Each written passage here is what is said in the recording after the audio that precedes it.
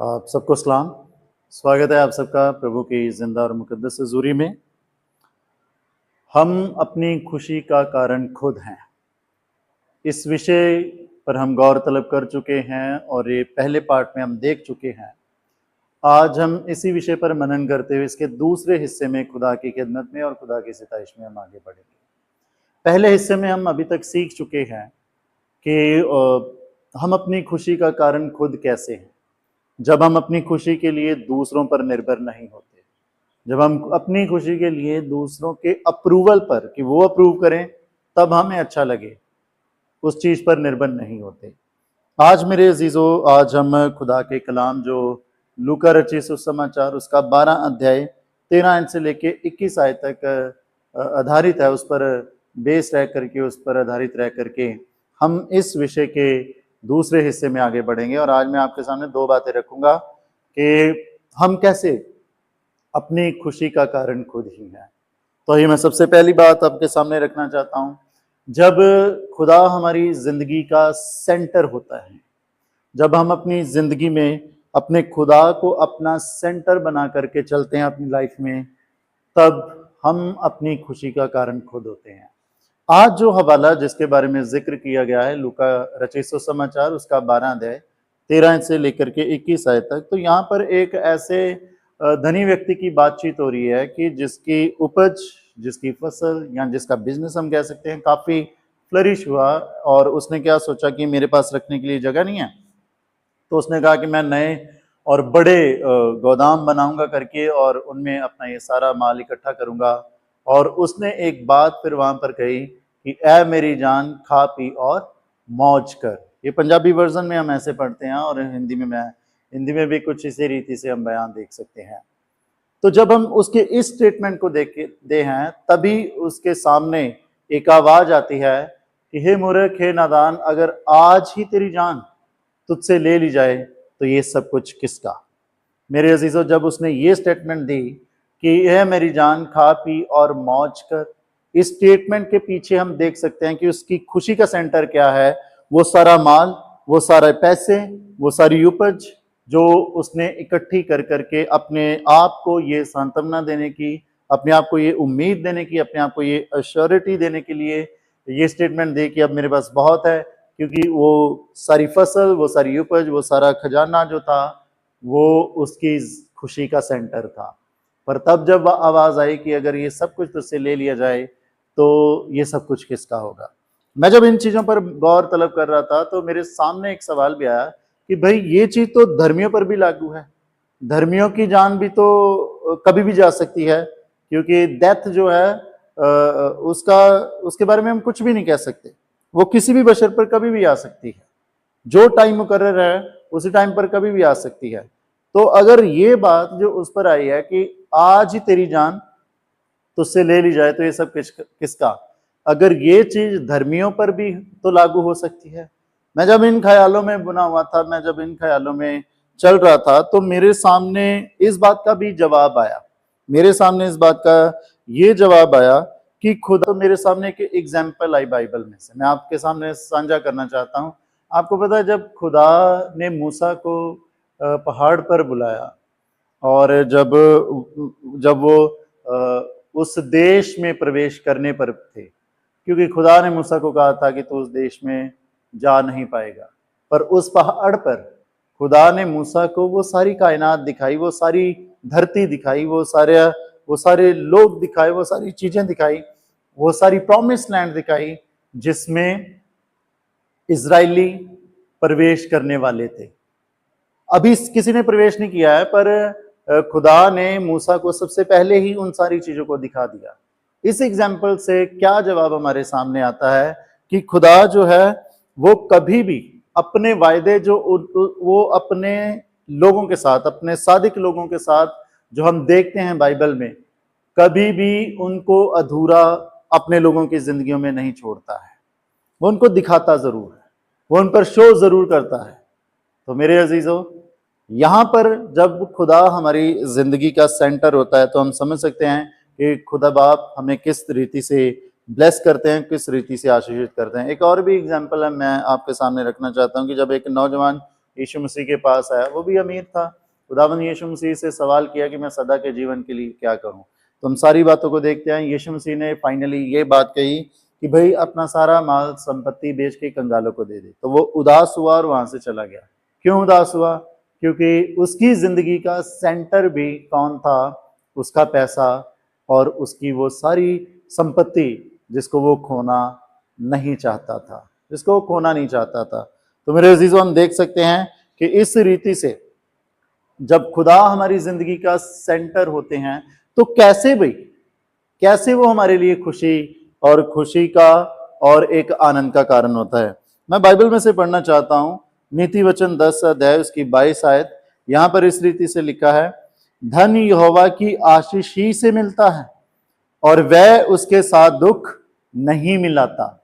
इस रीति से मेरे अजीजों, जब खुदा हमारी जिंदगी का सेंटर होते हैं, हमारी लाइफ का सेंटर खुदा है, तो जो बरकत खुदा की ओर से मिलती है वो उसमें दुख नहीं मिलाते हैं, वो उसमें दुख नहीं मिलाते हैं। पर जब हमारी जिंदगी का सेंटर हमारा पैसा है, हम डिपेंड होते हैं कि हम अपने पैसे से ये खरीद लेंगे, वो खरीद लेंगे, ऐसा कर लेंगे, वैसा कर लेंगे, without making God the centre of our life, तब वो सारी बरकतें हमारे लिए दुख का कारण बन सकती है। पर जब खुदा हमारी जिंदगी का सेंटर है तो ये सारी चीजें मिलती हैं, पर हमारे दुख के लिए नहीं बल्कि हमारी बढ़ोतरी के लिए। मैं और भी चीजें देख रहा था कि फिर हम कैसे खुदा को अपनी लाइफ का सेंटर बनाते हैं, या हम कैसे खुदा को अपनी जिंदगी का सेंटर बना सकते हैं। मेरे अजीजों, मैं यहाँ पर रख रहा हूं, जब हम अपने लिए नहीं बल्कि अपने खुदा की महिमा के लिए मांगते हैं, तब हम अपने खुदा को अपनी जिंदगी का सेंटर बनाते हैं। जब खुदा हमारी जिंदगी का सेंटर होते हैं, तब एक नौजवान जो नौकरी मांगता है ना, वो इसलिए नहीं मांगता कि मुझे मेरे पड़ोसियों को जलाना है, या मुझे मेरे रिश्तेदारों को प्रूफ करके दिखाना है, या मुझे ये नौकरी मिल जाए तो मैं अपनी गर्लफ्रेंड के साथ एक बेस्ट फ्यूचर प्लान कर सकूं। ऐसा नहीं, बल्कि जब खुदा जिंदगी का सेंटर होते हैं तब नौजवान एक अच्छी जॉब इसलिए मांगते हैं कि खुदा हमें बेहतर जीवन दे ताकि हम वो जीवन आपकी महिमा के लिए इस्तेमाल कर सकें। हमें बेहतर जॉब दे ताकि हम आपकी महिमा के लिए और भी अच्छे से आगे बढ़ सके, बोल सके आपकी महिमा के लिए, और आपके नाम को ऊंचा उठा सकें। जब खुदा हमारी जिंदगी का सेंटर होता है तो हम अपने लिए जितने भी बीमार या लाचार या परेशान लोग हैं, वो अपनी तंदुरुस्ती इसलिए मांगते हैं कि खुदा हमें तंदुरुस्त कर ताकि हम तेरे घर में सेवा कर सके, हम तेरे घर की साफ सफाई कर सके, हम तेरे घर का ध्यान रख सके। अभी हम बीमार लाचार हैं, हम कुछ नहीं कर पा रहे हैं, हील अस, हमें चंगाई दे बाप कि हम आपके घर में एक बेहतर सेवा कर सकें। जब खुदा हमारी जिंदगी का सेंटर होता है तब बच्चे जो हैं अपनी पढ़ाई को ब्लेस करते हैं। किसके लिए? खुदा की महिमा के लिए। वो कहते हैं कि हाँ, हम खुदा बाप, हम ये पढ़ाई, हमारी इस पढ़ाई को आप इस कदर ब्लेस करें कि हम इसके द्वारा आपकी महिमा के लिए और भी बेहतर रीति से आगे बढ़ सकें। नो मेरे अजीजों, ऐसा होता है, ऐसे हम अपने जिंदगी में अपने खुदा को अपना सेंटर बनाते हैं। मेरे अजीजों, ये थी पहली बात आज के इस मेडिटेशन में। नाउ सेकंड थिंग, कि हम कैसे खुद अपनी खुशी का कारण है। सेकंड थिंग, जब हम अपने घमंड पर काबू करते हैं, जब हम अपनी ईगो को खत्म करते हैं, और तब हम खुश रहने लग जाते हैं। कैसे? एक छोटी सी कहानी मैं आपके सामने बयां करूंगा। एक बार एक आदमी जिसके घर को आग लग गई होती है, वो बहुत ही ज्यादा परेशान और रो और चिल्ला रहा होता अपने घर को देख के कि मैं बर्बाद हो गया। और इतने में एक और उसके पड़ोसी उसके पास आते हैं और कहते हैं कि तुम इतना क्यों परेशान, क्यों चिल्ला रहे हो? कह रहा है तुम्हें दिख नहीं रहा है, हम तो बर्बाद हो गए, हमारा सारा घर जल गया। तो वो पड़ोसी उसे कहता है कि तेरे बेटे ने तो ये घर एक अच्छे दाम में बेच दिया है, तो तू क्यों परेशान हो रहा है? जब ये बात उसने सुनी तो उसका एटीट्यूड जो था, उसका रवैया जो था, उसके आंसू थे, वो सब एकदम बंद हो गए और वो थोड़ा खुश हो गया।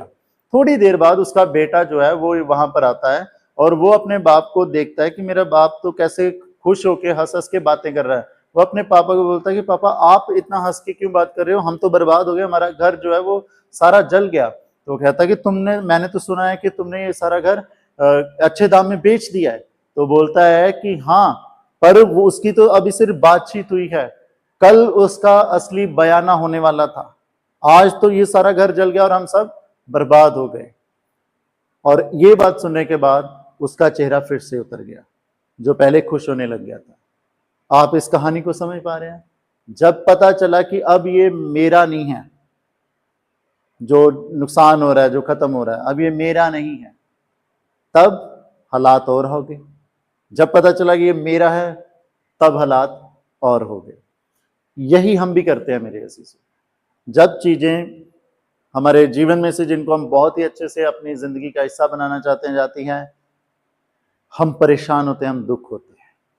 बहुत बार हम अपने ईगो में आकर के, अपने घमंड में आकर के, ये मेरा होना चाहिए, ये मेरा क्यों नहीं है, मैंने इतनी मेहनत करी है इसके लिए, इसका हकदार मैं ही हूं।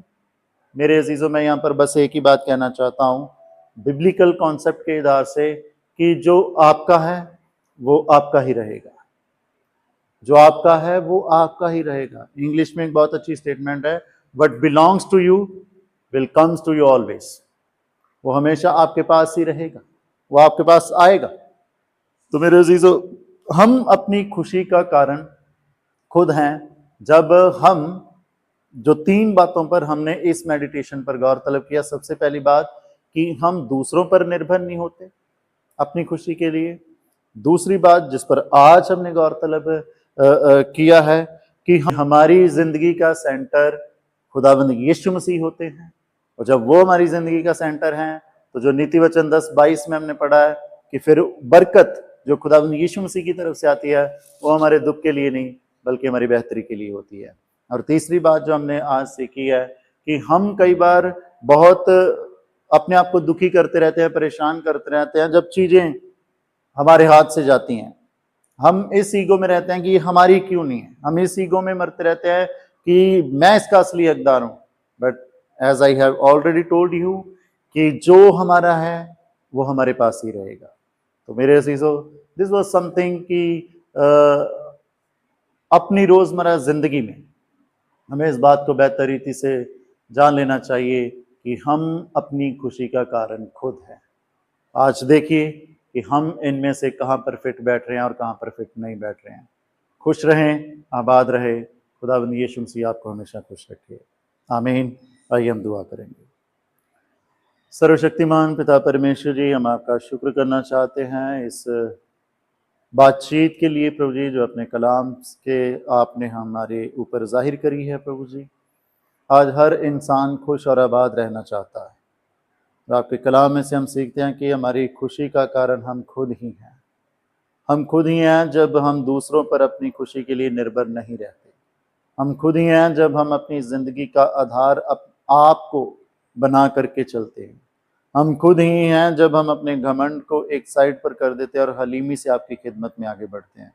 प्रभु जी, सीखी गई इन बातों के मुतल्लिक ज़िंदगी बशर करने की बरकत दे, और हम सबको अपनी महिमा के लिए खुश और आबाद रख।